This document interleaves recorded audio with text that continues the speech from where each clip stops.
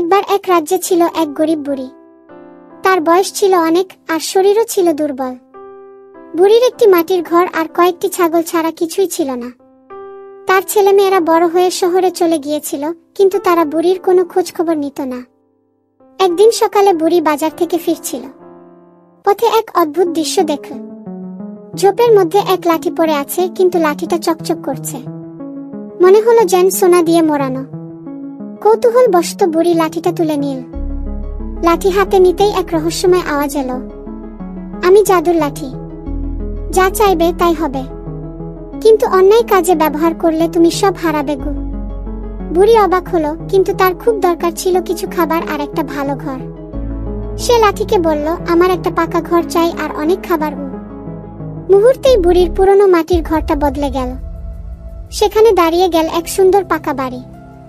ঘরের ভেতরে অনেক খাবারও এসে গেল। বুড়ি খুব খুশি হলো। ভিডিও শুরু করা আগে বন্ধুরা, তোমরা যদি মা বাবাকে ভালোবাসো ভিডিওতে লাইক আর সাবস্ক্রাইব করো। এরপর সে লাঠির সাহায্যে নিজের ছাগলগুলোর জন্য ভালো খাবারের ব্যবস্থা করল। তার জীবন অনেক সহজ হয়ে গেল। কিন্তু একদিন খবর পেল তার ছেলেমেয়েরা আর্থিক সমস্যায় পড়েছে। তারা অনেক অসুবিধায় আছে। বুড়ি ভাবল, ওরা আমাকে কখনোই দেখেনি, কিন্তু আমি তো তাদের মা গো। সে জাদুর লাঠিকে বলল, আমার সন্তানদের সাহায্য করো, তাদের সমস্যাগুলো দূর করে দাও গো। লাঠি কাজ করল। বুড়ির সন্তানরা ধীরে ধীরে তাদের জীবনের সব ঝামেলা থেকে মুক্তি পেল। তারা বুঝল তাদের মায়ের ভালোবাসা কত গভীর।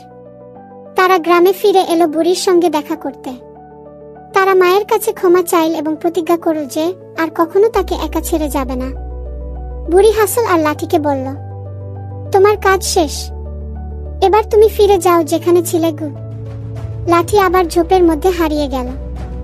বুড়ি তার সন্তানদের সঙ্গে সুখে শান্তিতে বাকি জীবন কাটাল। মোরাল, অন্যদের উপকার করলে নিজের জীবনও সুন্দর হয়ে ওঠে।